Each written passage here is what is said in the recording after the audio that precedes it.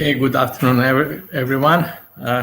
It is my pleasure to welcome you in behalf of the International Grain Forum to the Black Sea and Global Grain Outlook 2025. It is my huge pleasure to welcome and thanks our dear colleagues, designated speakers, experts. It is Amrutha from S&P Global. Thank you, Amrutha, for being here. It is Nikolay, Ukrainian Grain Association. Many thanks, Nikolay, once again. And it is our dear colleague Milan from CEST, Serbia. Thank you, Milan, for being moderator today for us. It is our pleasure to present. And also, I would have to notice that it will be recorded and video will go afterwards, so to benefit as much as possible of our grain community. So without further ado, I will give the floor to Milan. Thank you, Milan. Thank you, Mr. Vlado. It's my pleasure to be part of this event. First time we participate in that kind of conference with live streaming technology. I hope that we will find way to send good messages, conclusions to market participants, and that audience after finishing of this panel will be happy and get new insights about global sea market, especially related with corn and wheat prices. As you mentioned, I'm general manager of CEST Serbia. CEST Serbia is part of multinational company CEST, which is leading global agribusiness owned by farmers, ranchers, and cooperative across the United States. Our business is diversified in energy, agronomy, grains, and foods, and we are committed to creating connections to empower agriculture, helping farmers and customers and other stakeholders to grow their businesses. And our core value is to support farmers to grow and empower agriculture worldwide. My role today is to moderate this panel. We discuss about, as you mentioned, S&D in Black Sea region. That part of topic will be covered by our first speaker, Mr. Nikolay Gorbachov, who has over 25 years of experience in agribusiness. He keeps current position of president of Ukrainian Grain Association. And second part of panel will be associated with the explanation of price trends in Black Sea wheat and corn, and what our farmers, market participants can expect in coming period related with the prices trends on grain market, especially in our region. Firstly, I would invite Mr. Nikolay to take floor and present us how he see S&D in the Black Sea, what we can expect in coming period in terms of Ukrainian export, how the last modifications of restrictions or I would say obstacles related with the export quotas to European Union will impact Ukrainian export flows. And of course, we expect from him to send us some messages related with the prices and trends which will come in Q4 in current season. Mr. Nikolay, floor is yours. Okay, thank you very much, Milan, Vlad. Happy to see Amrutha. Thanks everybody for this nice event, and I hope we will make some conclusions which will help us on the beginning of this season. My name Nikolay Gorbachov, as Milan said, and I'm president of the Ukrainian Grain Association. It's my third term. I'm already more than 9 years on this position. And the Grain Association is quite old organization in Ukraine. It's already 28 years old, and about 90% of total grain export done by our members. During the war period, of course, this percentage a bit changed because each of the farm tried to find their own logistic way, but in any case, we covered more than 70% for the moment during the war. Of course, the situation for Ukrainian grain is quite difficult as for all Ukrainian people. But in any case, Ukraine could grow grain and could export grain on the past 2,000 years, and we will continue to do this now. And Ukraine is quite a big player on the export grain market, and especially with our decrease in population, of course, will increase number of export. For the question why we cannot just proceed most of the grain in our country, for this we need big demand. And just to create big demand on bioethanol, for example, it's not so easy because you have to change whole industry. And even if you will add 20% of bioethanol to the fuel, to the petrol, it will just absorb nearly 2 million tons of corn. For Ukraine, it's nearly nothing. But okay, I will start with my presentation, and I just will ask organizer to switch for the next slide. Yeah, on this nice slide, you can see the evolution of production and export grain. On a red line, it's production of grain, and on a green columns, you can find the numbers of export. Of course, before the war, you can see our record, it's 106 million ton. We grow it's all grain and oilseeds together. And our expectation of export potentially was more than 70 million tons. But unfortunately, on February 2022, Ukraine was under full invasion of Russia, and it just stopped our export, and we decreased our pace and speed of export. We had no other chances that we created no logistic ways through the Danube River, through the railway, thanks to all European countries who participate to this, thanks to all companies from Europe and from around the world who help Ukraine to find the way how to export the grain. But in any case, we continue to export. And you see, in this season, we expect production about 84, even 85 million tons grain and oilseeds. And export, in this case, can be for the next campaign, which start on the 1st of July, about 51 million ton grain and oilseeds. It's number without oil and without processing products, as malt or sunflower seeds, milk. It's only grain and oil seeds. Please, next slide.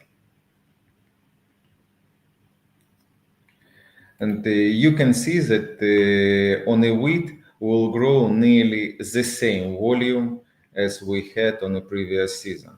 We didn't change the planting area, and I do not expect that it will grow. For the moment, we harvested about 98% of wheat, and our numbers for the moment, what we harvested, 21.1. But it's official numbers, and I think in 1 month from Statistics Bureau, we'll have more precise numbers. That's why on Ukrainian Grain Association expectations, we will achieve this number as 22.5 million ton. And in this case, we can export about 16,500,000 ton during the whole period of the year, of the grain marketing year. On the previous season, we could export 16.2, but we didn't achieve this number because we didn't find the market. Price was so high and traders just stopped to decrease.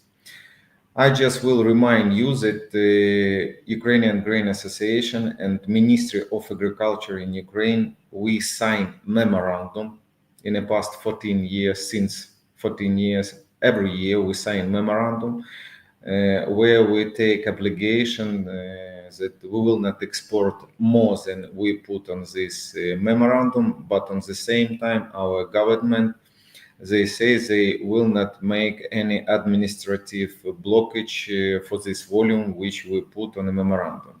Of course, it's not the excellent way of playing or the free market, but it gives a predictability to both for the commercial and government side, for the national security, food national security, and for the traders, how we can protect our interest around the world. But even on this season, when we had number 16.2 million ton in our memorandum, we didn't achieve this number because price was so high, and for us was no reason commercially export grain from Ukraine. Traders could find cheaper grain from other sources. On the barley, we expect slowly decreasing of production.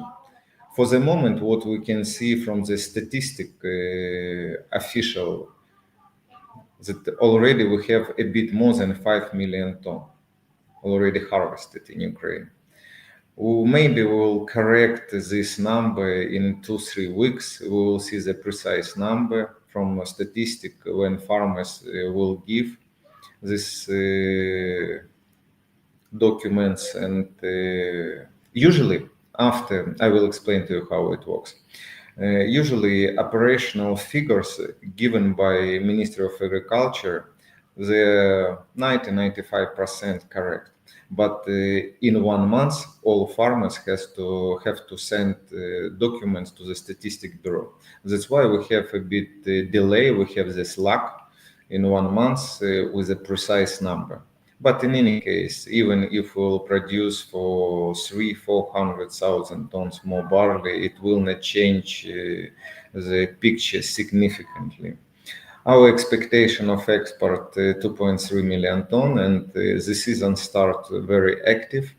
We had a few contracts with China, and we sent already more than 500,000 ton to China. In the corn, you see it's big increase. We expect that the increase in of production will be quite high. And honestly, I do not remember such favorable weather for the corn during the whole period of time. We had a rainy period during the springtime. We didn't have any drought during the summer, and now we have about 24-25 degrees, which is quite good for the corn. That's why we expect that we will produce about 33 million ton instead of 26 on the previous season. And of course, it will give additional boost for the export, and we expect that we will export for about 4 million tons more than we did on the previous season. And for the rapeseed, you see it's a bit decreasing because of the winter time. On the soybeans, decreasing because of decreasing surface planting area. And but in any case, totally we will produce for 5 million tons more, even for 6 million tons more, and our export should be higher than on the previous season. Please, next slide.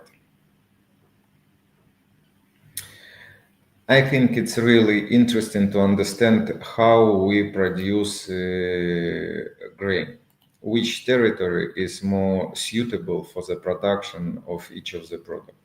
And you see that our wheat production concentrated mostly on the south central.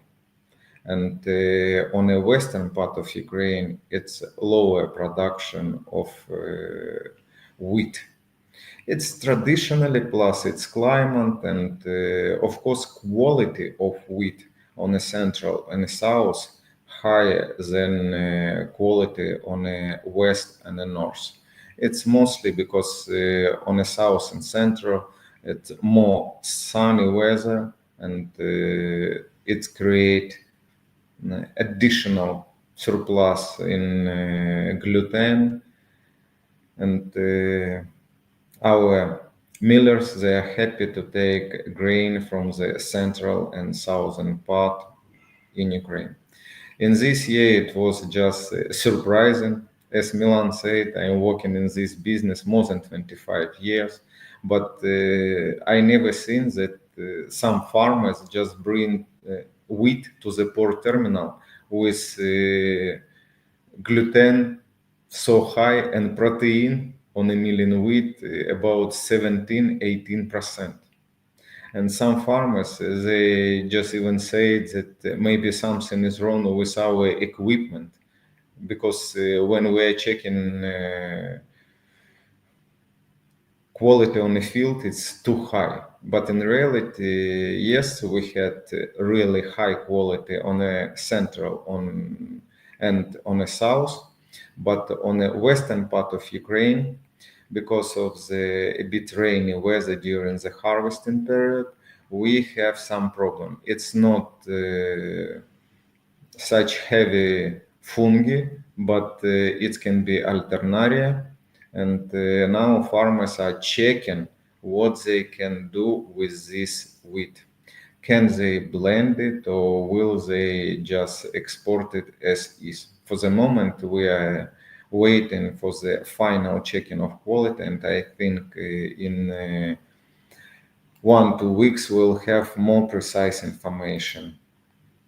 Please, next slide. Logistically, Ukraine can export more than 7 million ton grain and oilseeds per month. And you see on the first part of the column, we achieve 7 million ton in 1 month. And I can tell to you, one of our members, it's kernel company, they can export only through their own terminal in one of the ports of Ukraine. They can export 1 million tons of grain per month. It's just one company in one of the port, in one of the terminal. And of course, our infrastructure now not overloaded, and we export less.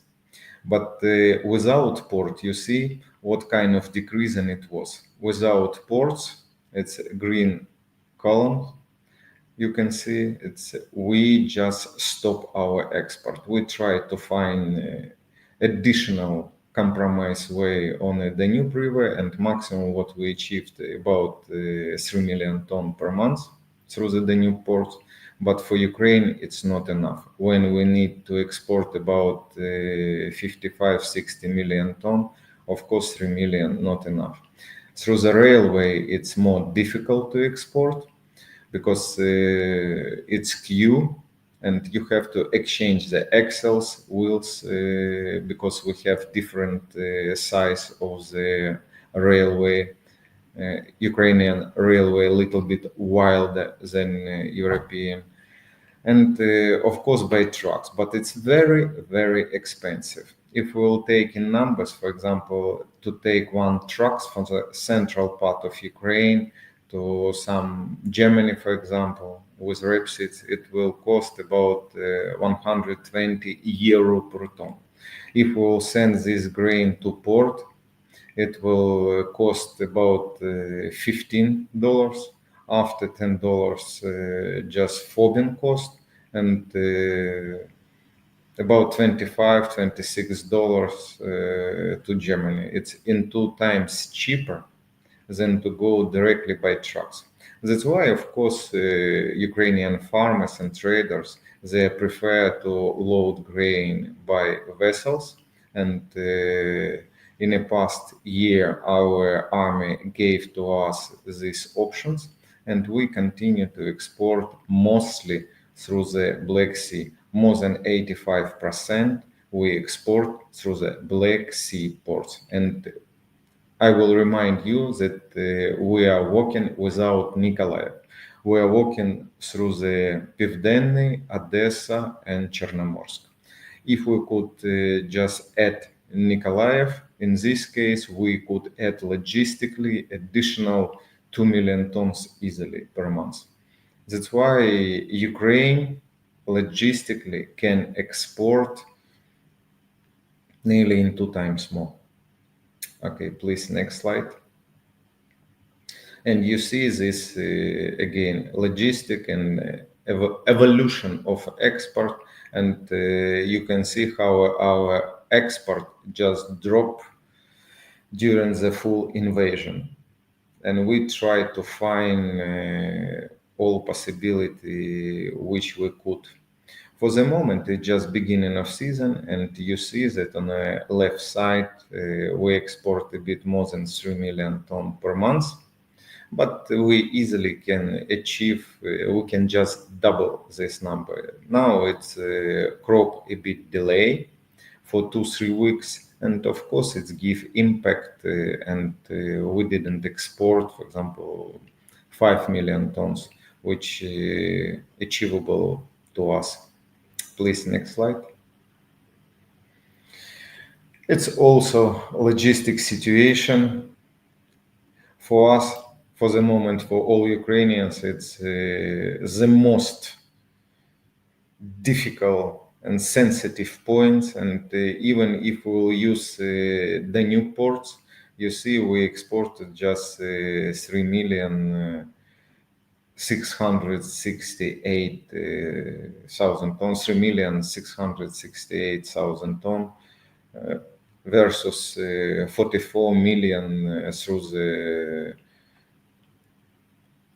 Black Sea corridor, through the Odessa port.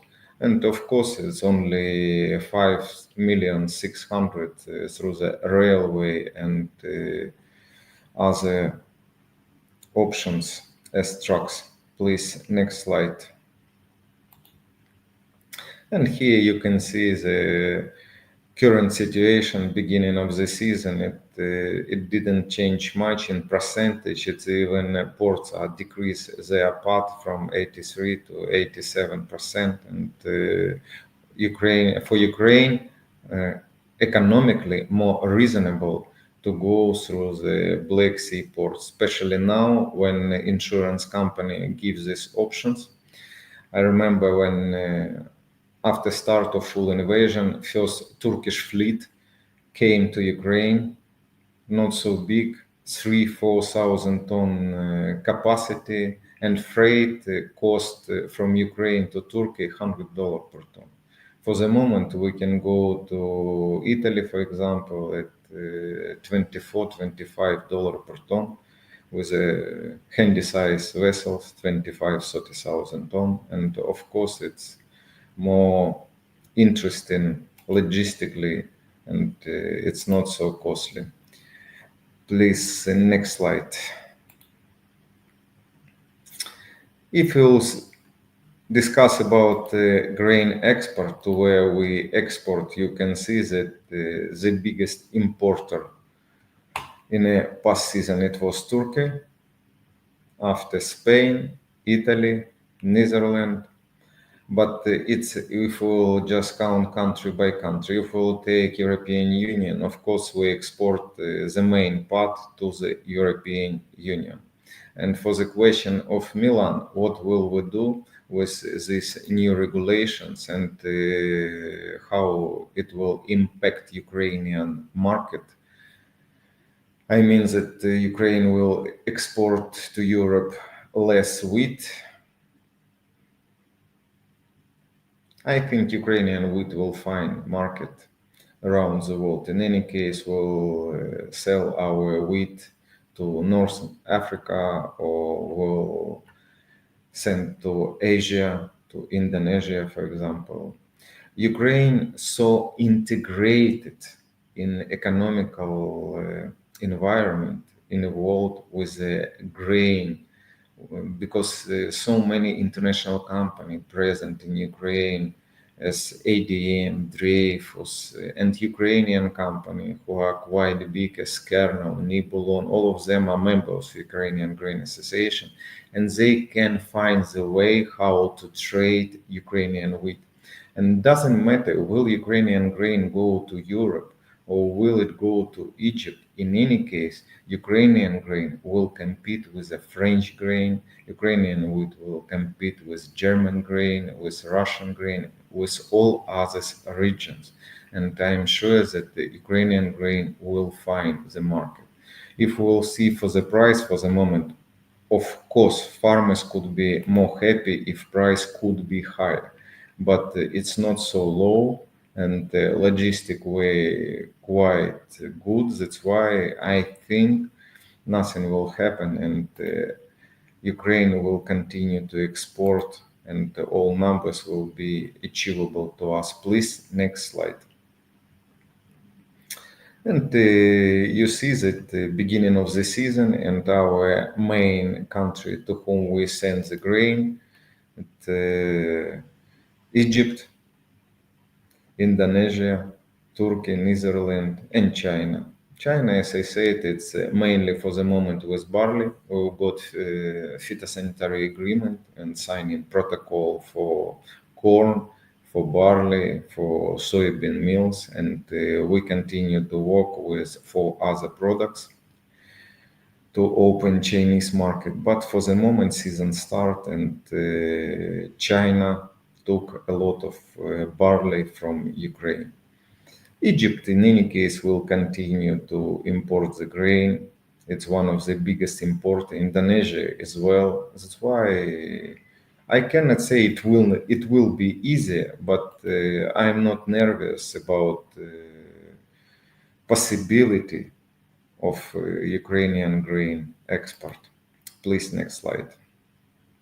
And it's nearly the same slide, but concentration of wheat on wheat. You see that Spain main importer after Egypt, Algeria, and I will explain to you why Ukrainian traders, they are not so happy to participate to Egyptian market.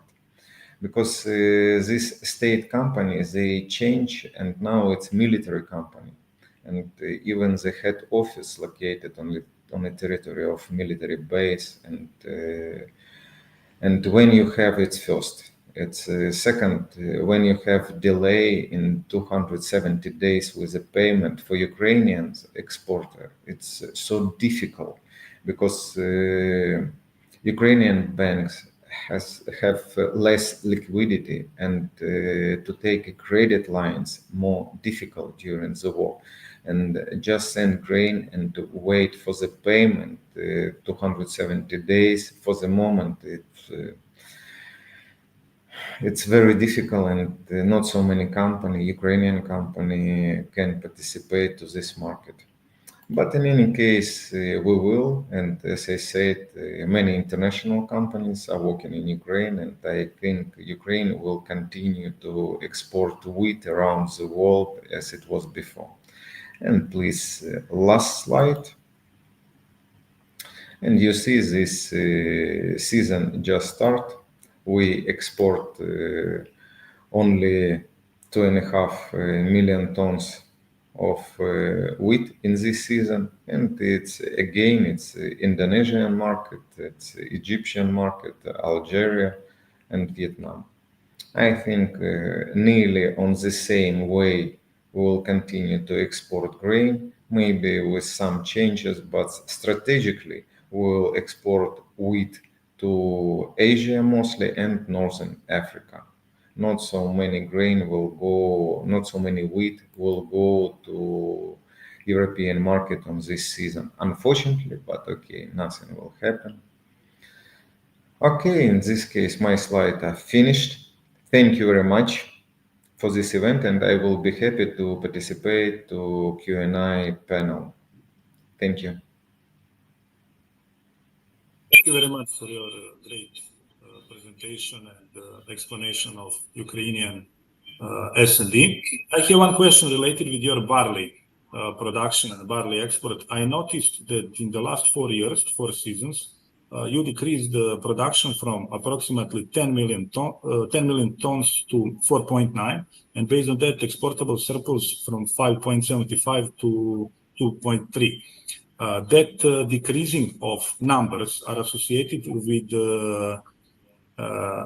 area where you usually produce barley, and because that you have less production, less exportable surplus. If you take in account war and conflict between Ukraine and Russia, or it's driven by economics, and you switched from barley to some another grains. What was driver for so big or doubleized decrease of barley production? Mostly it's economical reason, because production of corn, sunflower seeds or soybeans, it's more profitable than produce barley. And domestic consumption not so high. And if we'll take, for example, malted barley, it's exactly just 10% from the total production. Most of the barley, it's feed barley. And you can just exchange barley to corn or to feed wheat on feeding animals. Mostly it's economical reason. Clear. And another one topic which can be interesting for us is associated with your soybean production. We noticed, and before we noticed this your slide about S&D, we read about export quotas related with soybean from Ukraine to third countries.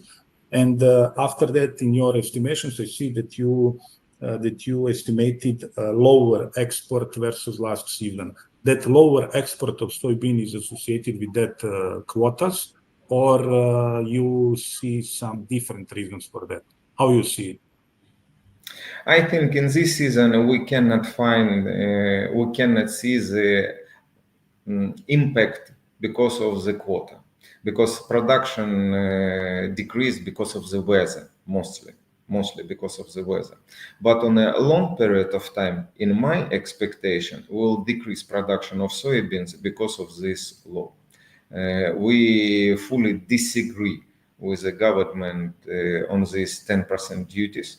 And I will remind you, it's already start to work, and only producers of grain, only producer of soybeans and rapeseeds, they will not pay these 10% duties. It's only for traders, but it will demotivate traders to participate to the financial program on which they give money, fertilizer, seeds to the farmers. And in this case, I think farmers just will decrease production of corn, or of soybeans and rapeseeds, but we will see.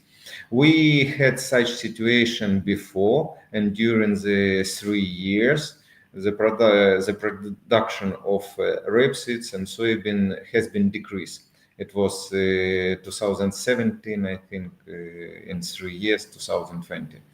And we sent a letter from Grain Association to our government before, and now that we disagree, but okay, they play management game, and they expect that the producers of oil will give additional added value for this product, and in this case, government will earn more taxes and will protect the Ukrainian market. We will see what will happen. In our expectation, it will not happen, but in their expectation, it will.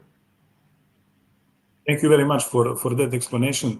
Why I was asking you that question, because in Danube region, as you know, we faced with drought, which affected the production of spring cultures. Now we are in harvest period for oilseeds, sunflower and soybean, and that informations which are coming from Ukraine related with your production, related with administration of export, can be very useful for regional crushers here to see how to make strategy and cover their needs, taking account that production numbers here decreased based on results of that drought which appeared in the whole region. On another side, your presentation of exportable surplus related with corn is more than clear that you will have more than 5 or 6 million tons more versus last season.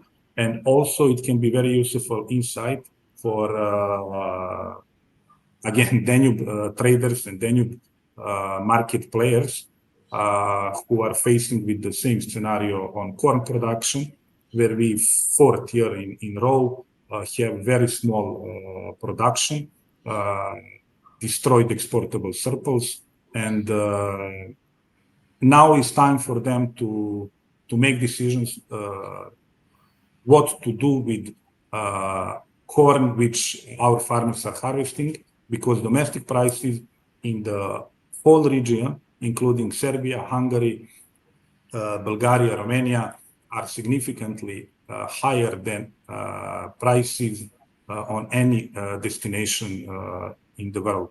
And thank you very much again for your useful information. We got a message from you related with your logistics obstacles which you faced during the last period, but I would say that now situation came back in I would say not reality, not normal level, normal situation, but somehow you found way to bridge all obstacles which you had, and now I would say you are ready to export normally.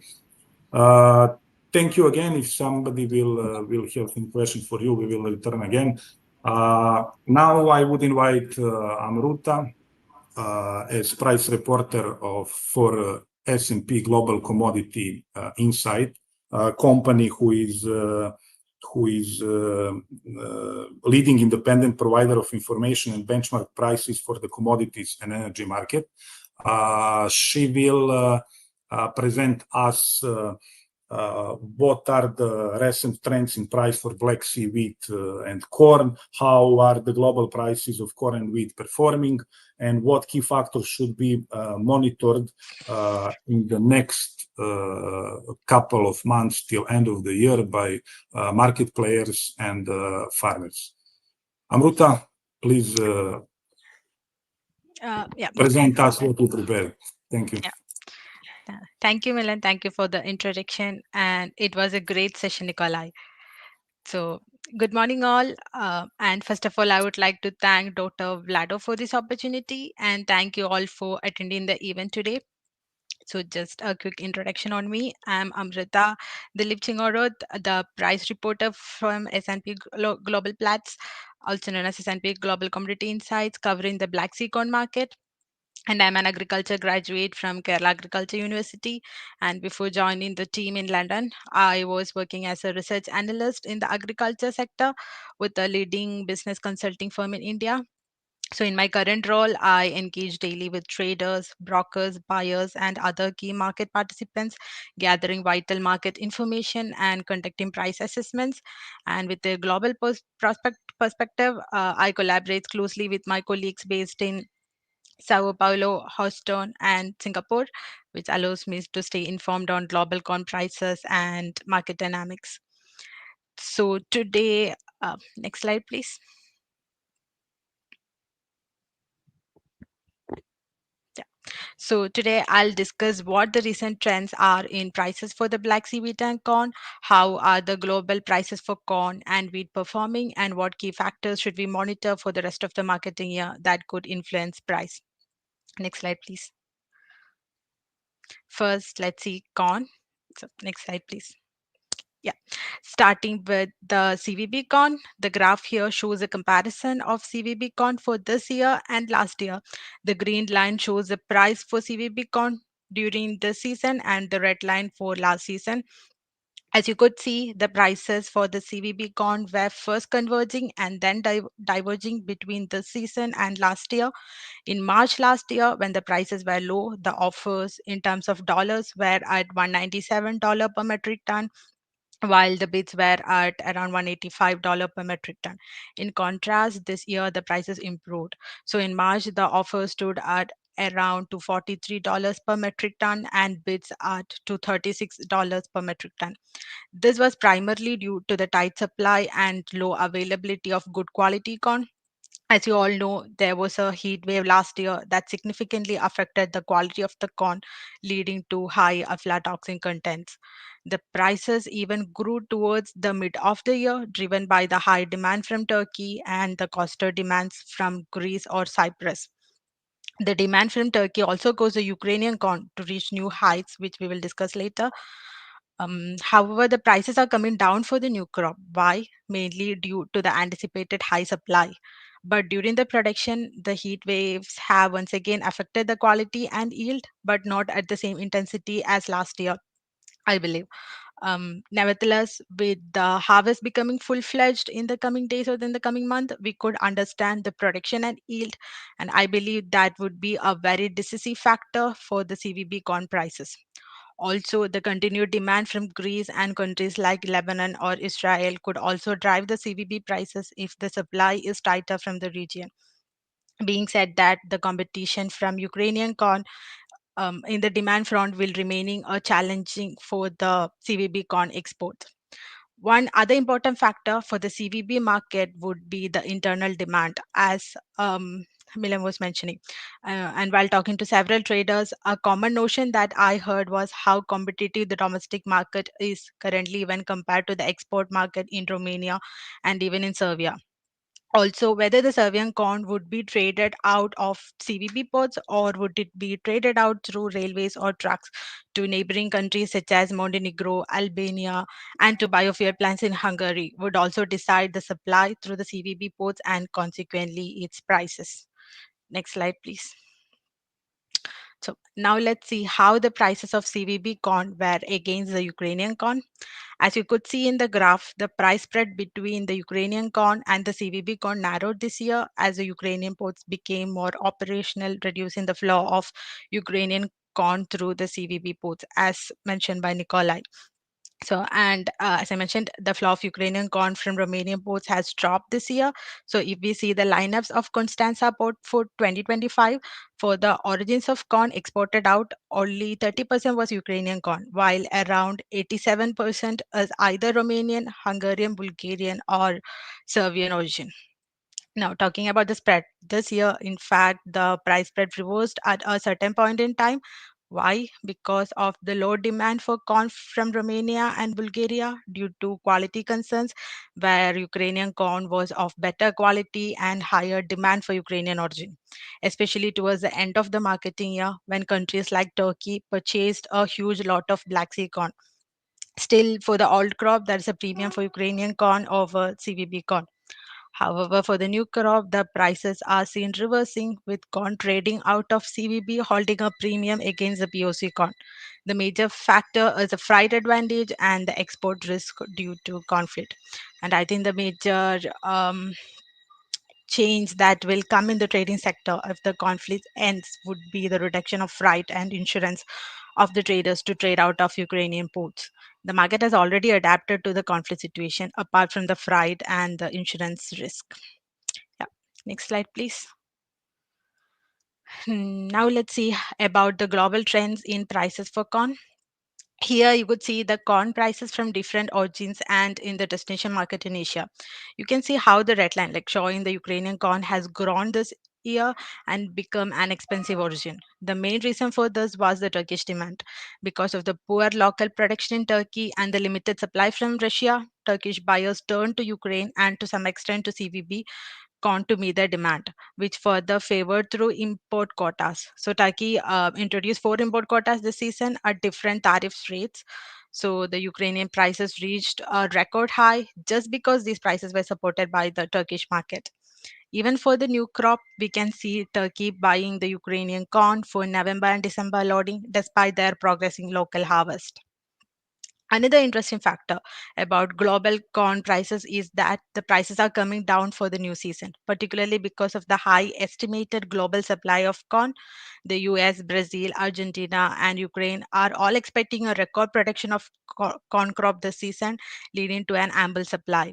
So the question would be, will this high supply be complemented by equal demand? So we have seen how China has reduced its dependence or imported corn this year. The weak demand from China, which was one of the major buyers, will have a significant impact on the demand. So, according to USDA data, US corn exports to China total just around 32,000 metric ton by August 28 for this marketing year 2024-2025, a sharp decline compared to 2.8 million metric ton exported in the same period of the previous marketing year.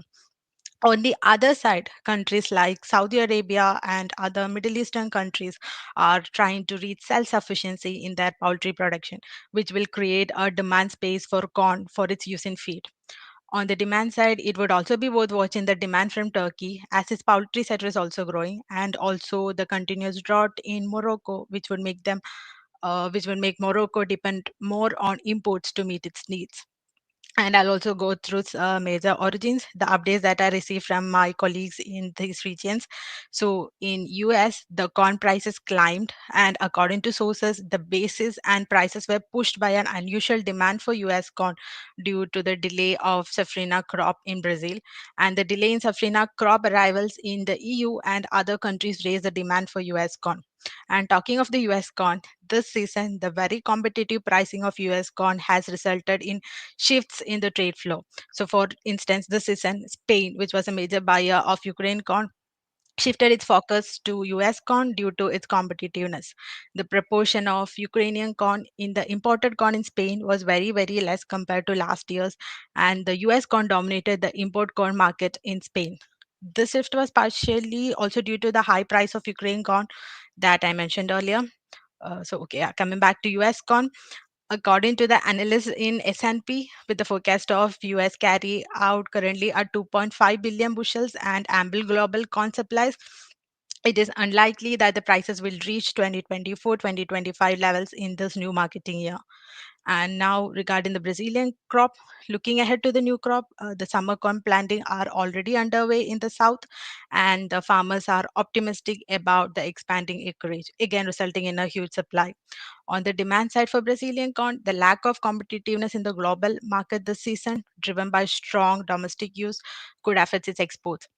And I have also heard that Brazil has increased their storage capacity in silos. So farmers are not in a rush to sell the corn. They are ready to wait until the prices climb. So also with the US new crop production entering the market in the coming months, the Brazil's export will face increased competition. A similar situation with Argentine corn as well. So with sluggish demand for old crop corn, the Argentine exporters have been reducing prices, resulting in a competitive basis through December delivery.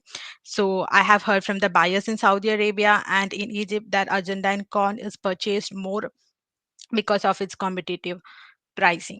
Yeah. And yeah, next slide, please. Yeah, so let's now see the wheat market. Next, please. Yeah.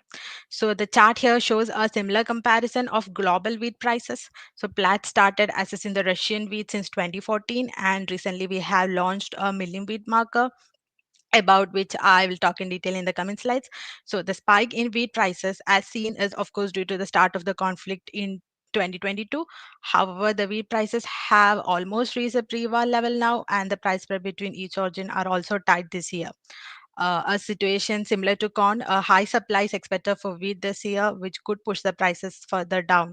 So Australia is anticipated to have a dry weather during November, favoring the harvest, and the weather in Canada is also favorable for the harvest, all suggesting a good yield and supply in the global market. Next slide, please.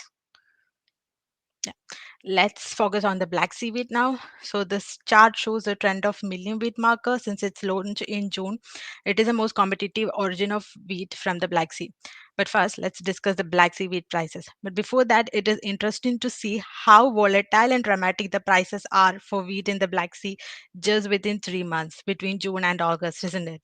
So for Russia, the quality of wheat in the Black Sea is lower than last season. Buyers reporting high duck damage, low falling number, low W, and the falling prices and abundant supply expectations are intensifying competition in the Black Sea region for this season. Also, exports are lower year on year due to the curse rate, logistics, low production, and the low production in the southern regions in Russia. So, talking to buyers, we learned that they expect further price drops, with some indicating they will hold off on purchases until Russian wheat prices reach the low 220s dollar per metric ton level. And one buyer said that if Russia does not export big volume soon, they will be forced to sell cheaply in the new year. And as you can see here, since the beginning of the marketing year in July, the Black Sea wheat market has faced challenges in lowering much faster than in the previous seasons, typically driven by new crop oversupply and record exports. So the average price for Russian wheat, for example, was at $220, $220.5 per metric ton last season from July to late August, compared to $235 per metric ton this year, marked by delayed harvest, sluggish exports, and logistical difficulties. On Ukraine wheat, since July, Ukraine wheat exports have included shipments to Egypt, Indonesia, Spain, Vietnam, and Algeria, according to the lineup data from traders, reaching 2.2 million metric ton, which is down from last year's pace of 3.4 million metric ton due to harvest delays. Also, some importers in Egypt have noted the quality inconsistencies, with this season's wheat exhibiting higher protein and gluten content but lower folly numbers, which will necessitate them to do the blending to achieve average quality. So this variability has a complicated distribution and makes it difficult to satisfy local customers due to inconsistencies in the truckloads received in Egypt.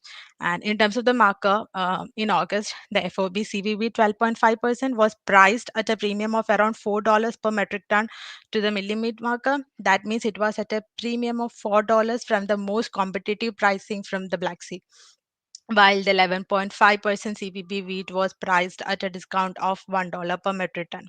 And Romania has exported 1.7 million metric ton of wheat out of the port of Constanța since July, with key destinations including Saudi Arabia, Nigeria, Egypt, Jordan, Morocco, etc. And another interesting factor, I think Nikolay already mentioned that is that France has gained traction in Middle East, particularly in Egypt, which has also pressurized the Black Sea prices to decrease. So, since the start of the marketing year in July, the port of Rouen in France has exported 1.48 million metric ton of grain, including 600,000 metric ton of soft wheat, primarily to Morocco, Egypt, Portugal, and West Africa, according to the lineup data from Haropa port, which further pressurizes the Black Sea wheat prices, causing them to come down. Next slide, please. So I've been continuously mentioning about the milling wheat marker. So let me explain what it is. So Platts launched the milling wheat marker from June 2025. The milling wheat marker is a daily price assessment that reflects the most competitive handy size vessel of the 12.5% protein milling wheat in the Black Sea region at 4:30 p.m. London time. So this is determined using the most competitive value from Platts' three relevant wheat assessments, that is FOB Russia 12.5, FOB Ukraine 11.5, and FOB Constanța Varna CVB 12.5%. A quality normalization is applied to the Ukraine 11.5% assessment to account for its lower protein content. And the milling wheat marker serves as a common reference point reflecting the most competitive wheat available from the world's most important export region. Through the consideration of the most competitive value among the three relevant assessments, it better reflects the overall regional fundamentals in which buyers tend to pivot to supply alternatives if disruptions occur on a particular supply route. Next slide, please.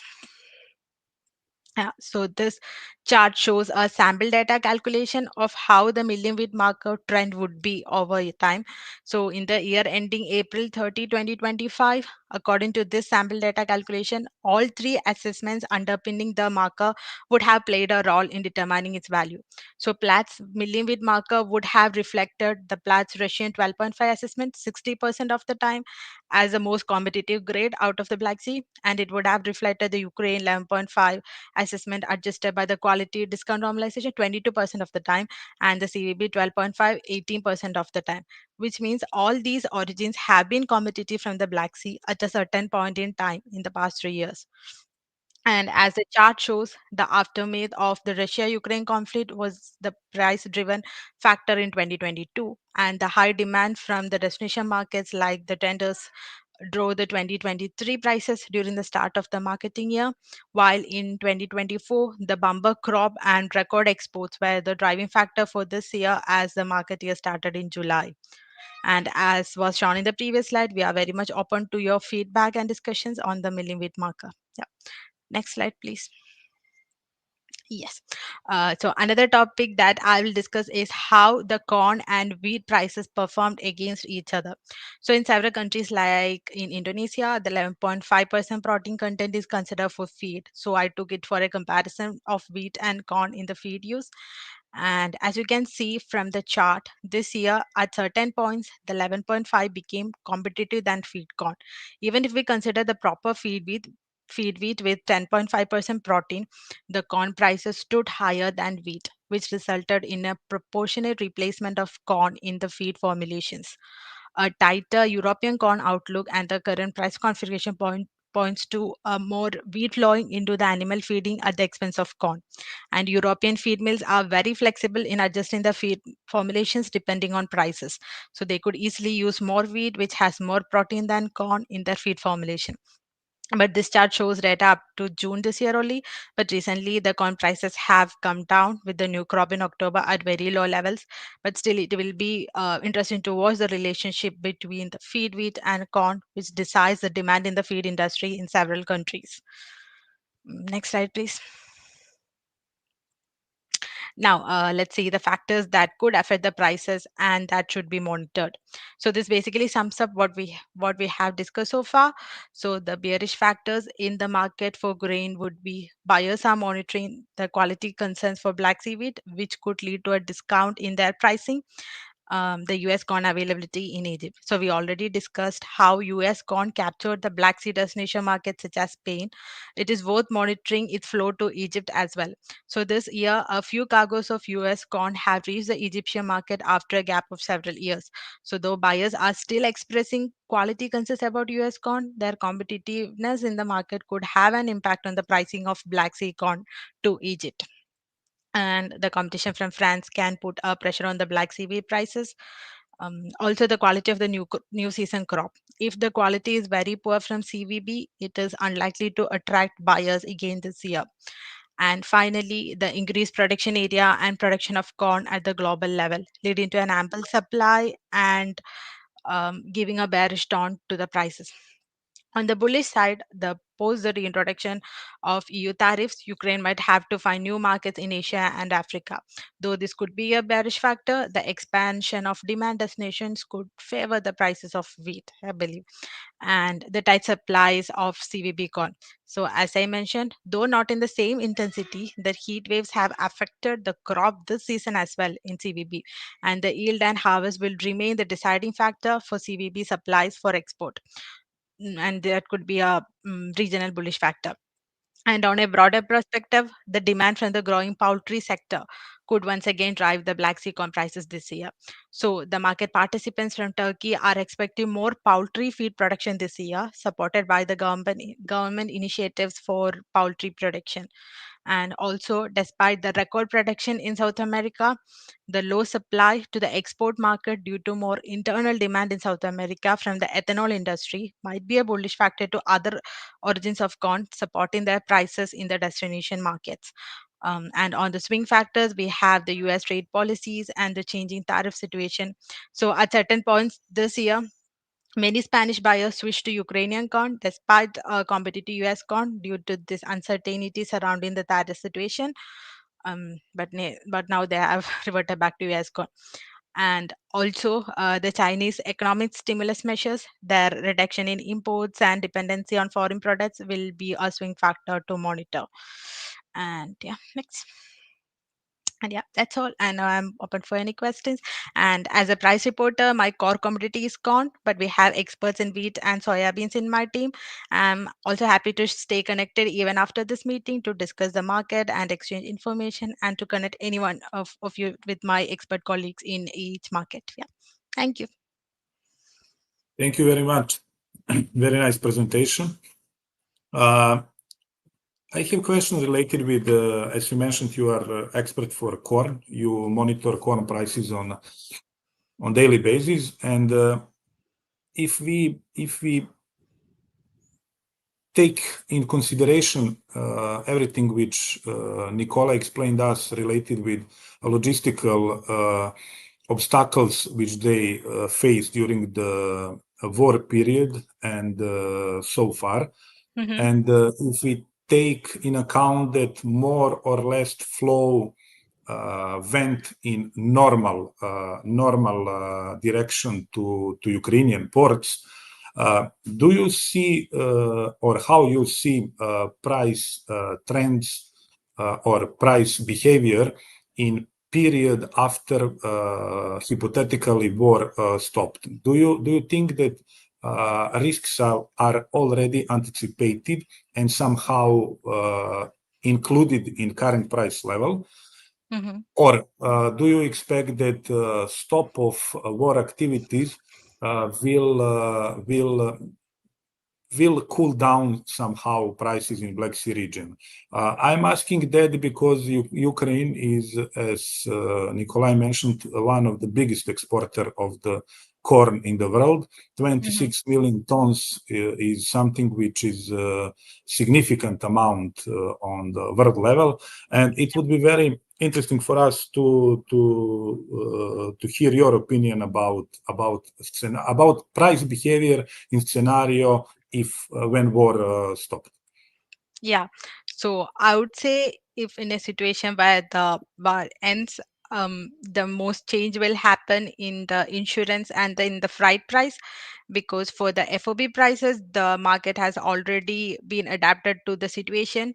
So, but due to this war, the insurance prices are very heavy, and even there are risk of freight, which is leading to more SIF trades than FOB trades.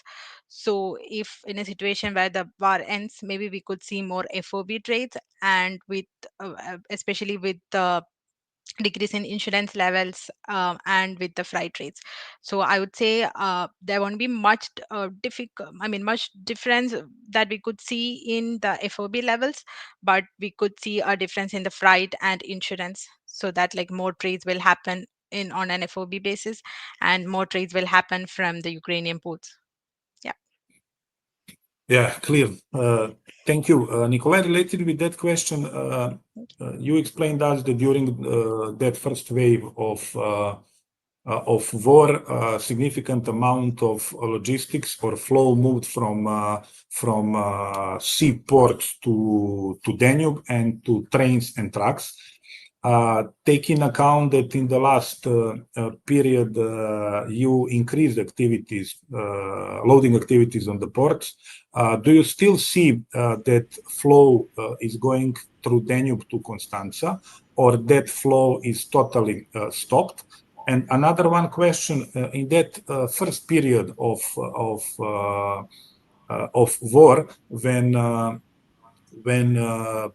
domestic prices in Ukraine significantly dropped due to higher risk and higher risk premium, which included in prices, how Ukrainian farmers survived? Who financed that spread between normal market price, normal worldwide market price, and price which paid to Ukrainian farmers? How you find model to motivate farmers to continue to sowing grains? Oh, I don't know how it works, but in my opinion, our farmers, they're like kids. They do believe that tomorrow will be better, and all money which they invest on the future will give some result. That's, in my opinion, how it works. Because our farmers, they are working without any subsidies. Absolutely. Before the war and during the war. And for them, it's even more difficult to take credit lines during the war. Government tried to help them to take cheaper credit, but even that cheap credit with a 10-12% bank interest rate instead of 20%, in any case, it's for the agriculture too high. On the same times, during the first year of invasion 3 years ago, farmers lost a lot. They lost a lot, because can you imagine that when a price on CNF was for corn about 200, 210, and farmers had to spend about $120, $130 per ton only for logistics. Of course, the break-even price cost of production was more than $100 per ton on a field. But after, when you spend more than $100 on logistics, of course, you are in losses. And average losses on a corn was about $40, $50 per ton. But farmers were sure they will find the solution how to export. That's why they continue to produce this grain. And for Ukraine, agriculture is very, very important part of the economy. If we'll take on account of GDP, it's not so high. It's from 14 up to 16%, but on export, it's more than 50% from total export. All commodities from Ukraine, it's agriculture. That's why, of course, government tried to help administratively to farmers to find the way how to export. Traders, they participated to these actions and built more than 28, if we'll say, 28 additional grain port terminal in Danube. It's just during the 1 year. Everybody tried to build 28 new one terminal during the 1 year. With some of them with railway access, some of them only with trucks access.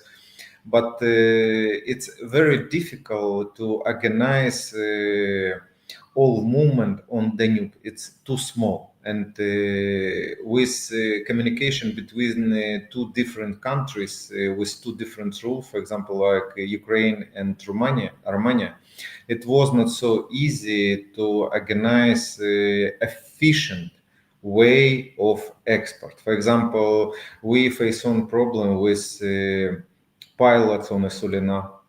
We proposed to Romanian side increase number of pilots, and in this case we could export more. We propose anchorage station on organized new one anchorage station on port of Constanța, which could help us to increase number of vessels which can Constanța accept, because there was just stuck more than 600 barges, grain barges. Price for barges was about 40-50 euro per ton from Danube to Constanța. For the moment, it's about 10. It's decreasing in price just in 4 or 5 times.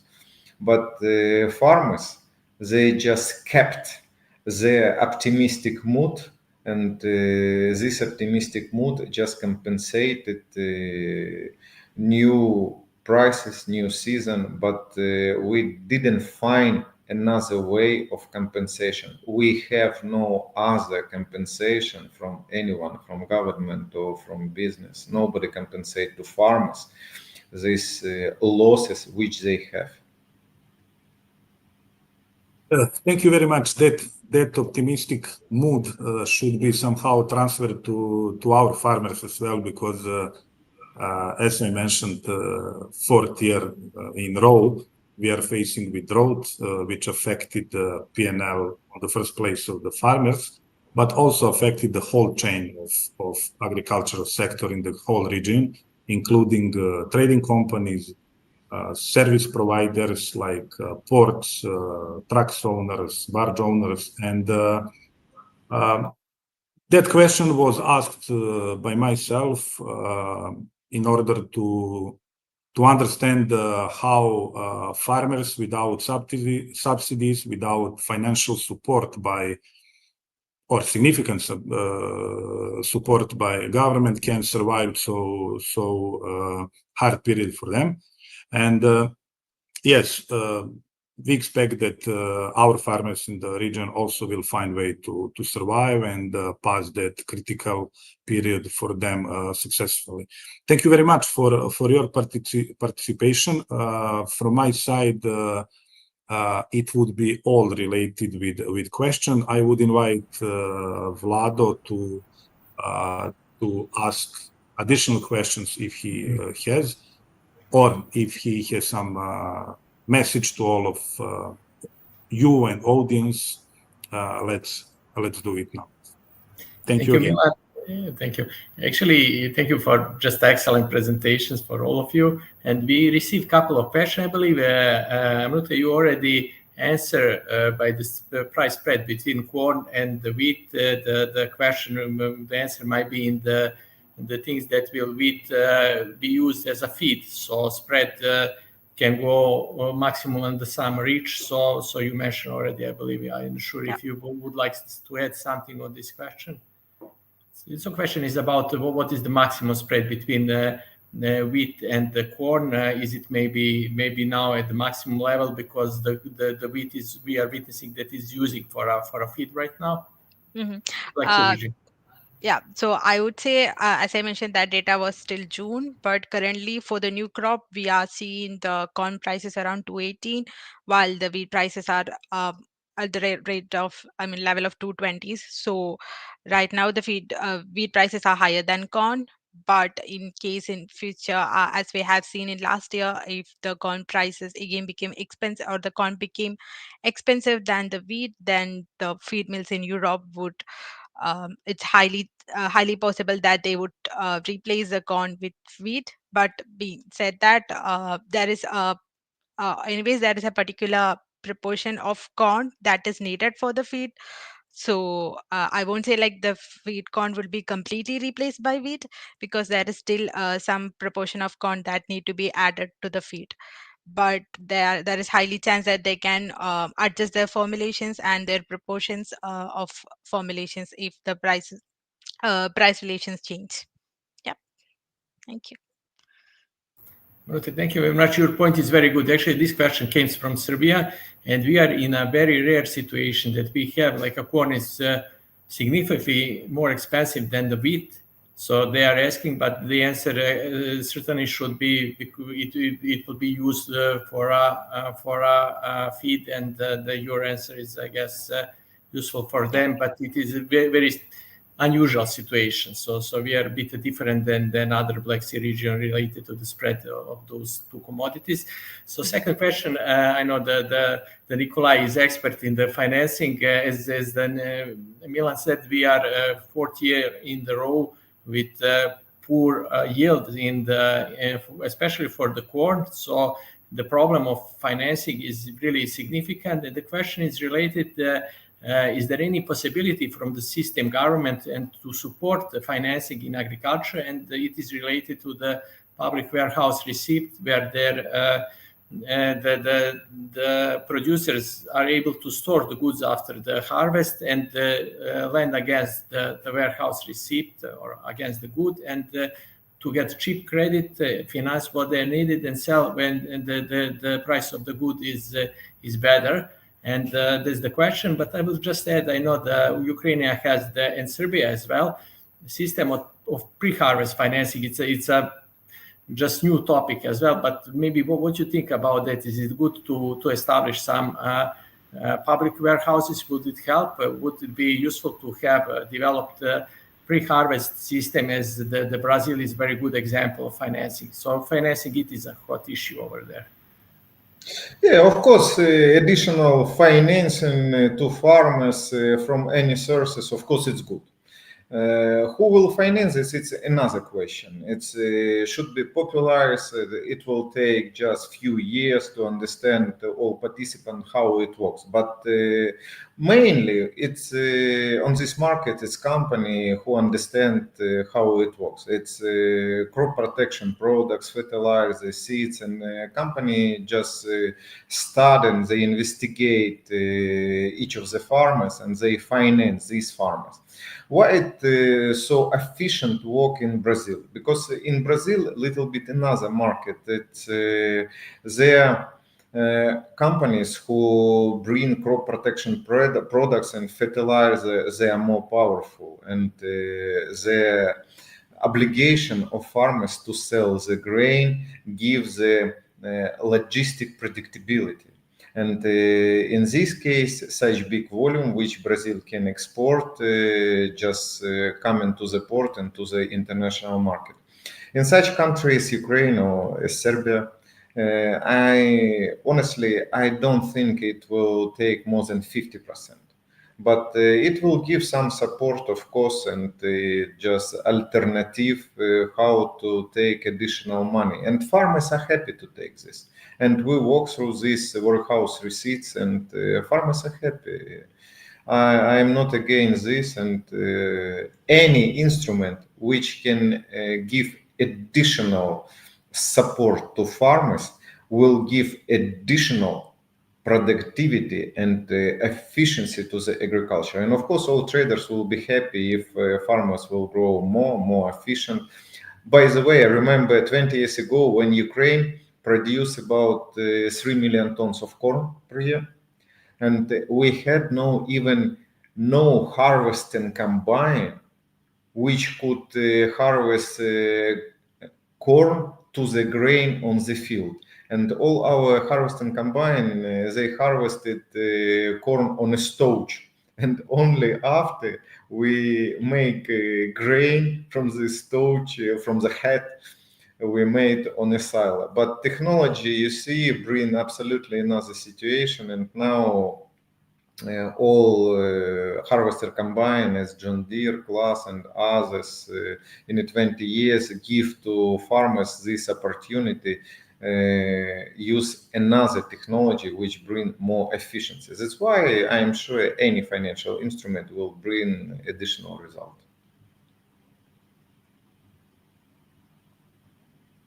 Thank you. Thank you, Nikolay, very much. If there is no other question, I then have to really sincerely thank you to Amrutha, to Nikolay, to Milan. Just was very insightful, very valuable expertise. I would like to thank all our participants for joining us, and we are looking forward to